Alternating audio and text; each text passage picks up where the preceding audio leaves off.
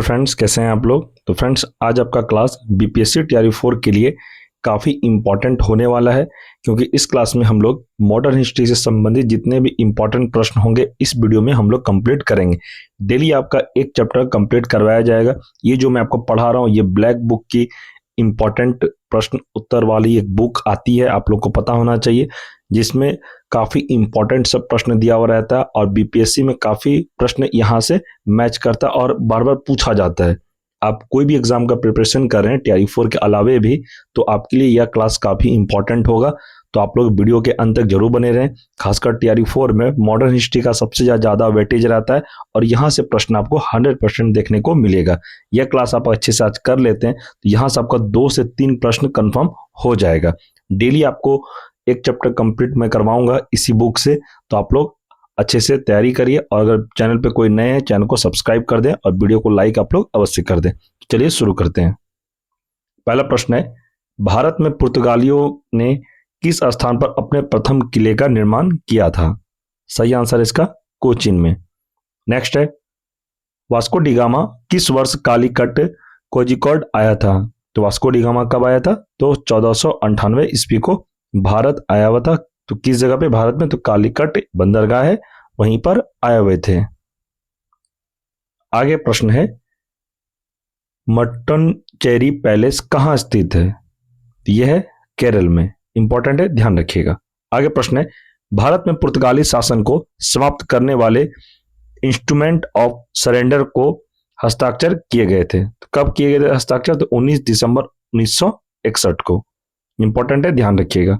आगे प्रश्न है, पूर्व में पुर्तगालियों का प्रथम वायसराय कौन था? तो पूर्व में पुर्तगालियों का प्रथम वायसराय था फ्रांसिस्को डी अल्मीडा।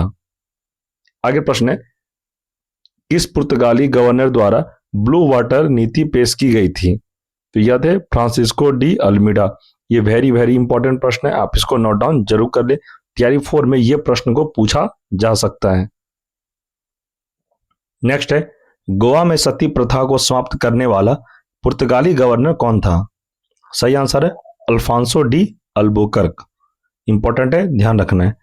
आगे प्रश्न है, किस वर्ष पुर्तगाली गवर्नर अल्फांसो डी अल्बुकर्क ने कुछ स्थानीय लोगों की मदद से गोवा का युद्ध जीतने के बाद गोवा पर कब्जा किया था? सही आंसर है 1510 ईस्वी को।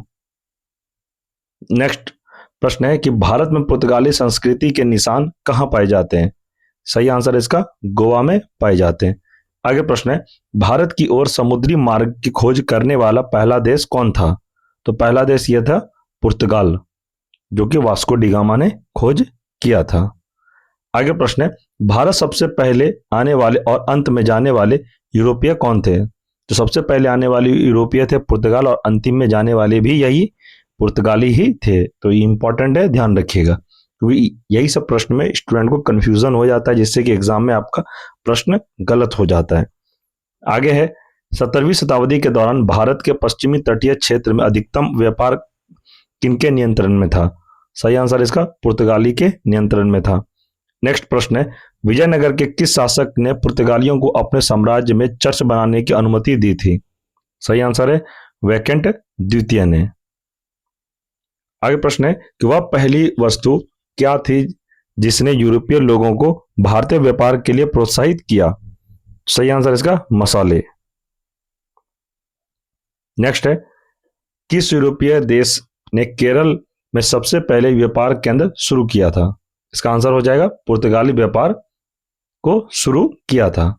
आगे प्रश्न है, गुजरात का शासक बहादुर शाह किसके साथ युद्ध में मारा गया था? सही आंसर इसका पुर्तगालियों के साथ मारा गया था। नेक्स्ट है, प्रसिद्ध यात्री द्वारते बरबोसा कहां से था? तो यह थे पुर्तगाल से। नेक्स्ट है, विजयनगर साम्राज्य का कौन सा शासक पुर्तगाली गवर्नर अल्बुकर्क का मित्र था? सही आंसर इसका कृष्णदेव राय था। आगे प्रश्न है, यूरोप में आमतौर पर कपास के वस्त्रों को क्या नाम दिया गया था जो पुर्तगालियों द्वारा कालीकट से लिए गए थे? सही आंसर इसका कैलिको। आगे है, भारत में डचों की सबसे पुरानी बस्ती कौन सी थी? तो ये कौन सी थी? तो यह थे पुलकिट। सही आंसर इसका हो जाएगा पुलकिट। नेक्स्ट है, भारत आने वाला पहला अंग्रेज जहाज कौन सा था? सही आंसर तो हो जाएगा रेड ड्रैगन। नेक्स्ट है, बंगाल में किस स्थान पर 1651 ईस्ट इंडिया कंपनी को मुगलों द्वारा व्यापार करने और कारखाने बनाने की अनुमति दी गई थी? सही आंसर आ जाएगा कासिम बाजार। नेक्स्ट है, ईस्ट इंडिया कंपनी की स्थापना किस वर्ष हुई थी? सही आंसर हो जाएगा 1600 ईस्वी में। आगे है, जब ईस्ट इंडिया कंपनी की स्थापना हुई तब भारत में मुगल बादशाह कौन था? सही आंसर हो जाएगा अकबर था। नेक्स्ट है, अंग्रेजी ईस्ट इंडिया कंपनी ने भारत में अपनी पहली उपस्थिति किस वर्ष दर्ज की थी? सबसे पहले तो 1608 ईस्वी को। आगे है, ईस्ट इंडिया कंपनी सबसे पहले किस भारतीय शहर में उतरी थी? तो ईस्ट इंडिया कंपनी सबसे पहले सूरत में उतरी थी। नेक्स्ट है, किस समुद्री बंदरगाह में ईस्ट इंडिया कंपनी के उद्भव के बाद गिरावट आई? तो ये हो जाएगा सूरत से।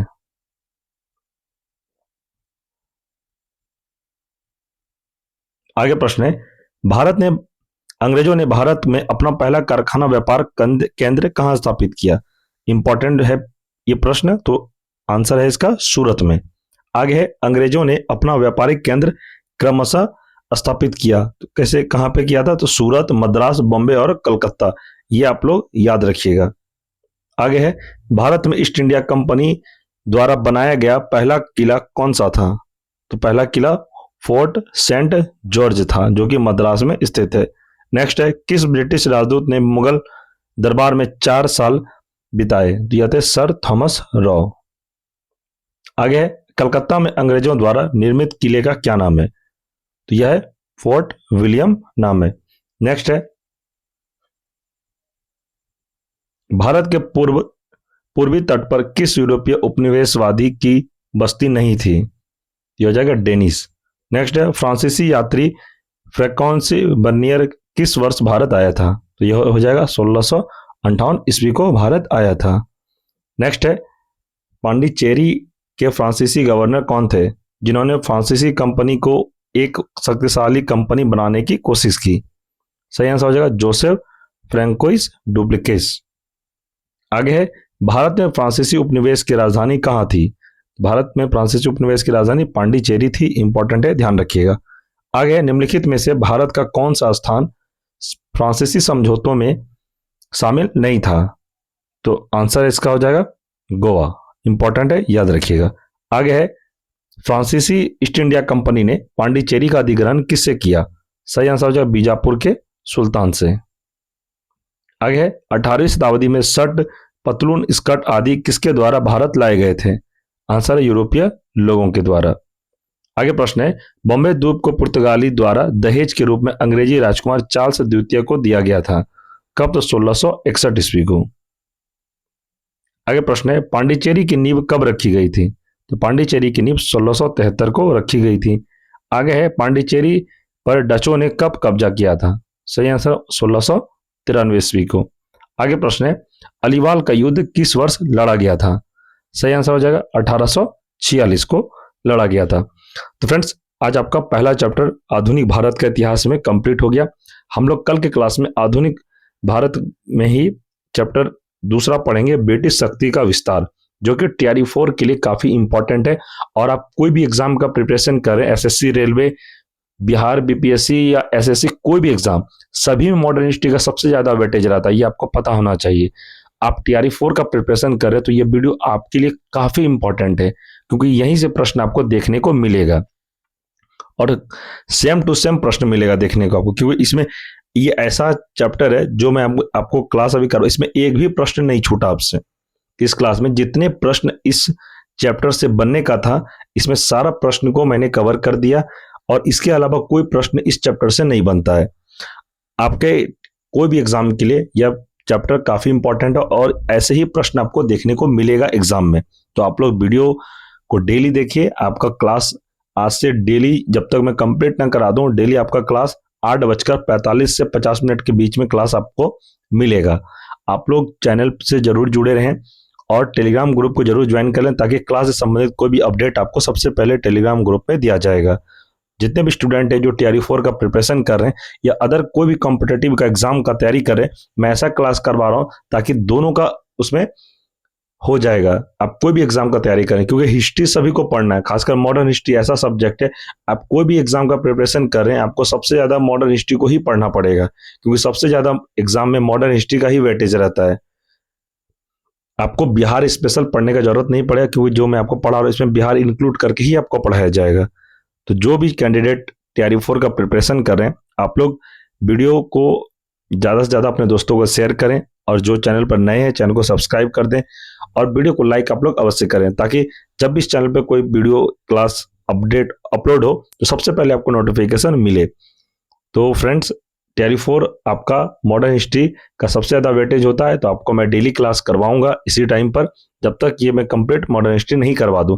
मैं और भी मैं इससे पहले मॉडर्न हिस्ट्री कंप्लीट करवाया हूँ दूसरा बुक से, तो आप लोग वो भी देख सकते हैं, क्योंकि मॉडर्न हिस्ट्री का बहुत सारा वेटेज रहता है। मैं आपको एमसीक्यू भी बहुत जल्द करवाने वाला हूँ, ताकि आप लोग का और भी क्लियर हो जाए एग्जाम में।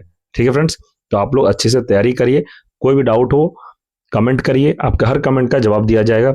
और यह वीडियो आपको कैसा लगा, या क्लास आपके लिए कंटिन्यू रखा जाए या नहीं रखा जाए, आप लोग कमेंट में जरूर बताइएगा। और कोई भी प्रॉब्लम हो, एग्जाम से संबंधित कुछ डाउट हो, तो आप कमेंट करिएगा, आपका हर प्रश्न का जवाब दिया जाएगा। ठीक है फ्रेंड्स, और टेलीग्राम ग्रुप को ज्वाइन आप लोग जरूर कर लीजिएगा। टेलीग्राम ग्रुप का लिंक इस वीडियो के डिस्क्रिप्शन में दे दिया गया है, लिंक पर क्लिक करके ग्रुप को ज्वाइन जरूर कर लीजिएगा। जितने भी क्लास होता है सभी का पीडीएफ नोट्स आपको टेलीग्राम ग्रुप में ही दिया जाता है, तो आप लोग टेलीग्राम ग्रुप को जरूर ज्वाइन कर लीजिएगा। ठीक है फ्रेंड्स, मिलते हैं हम लोग अगले क्लास में, तब तक के लिए जय हिंद जय भारत।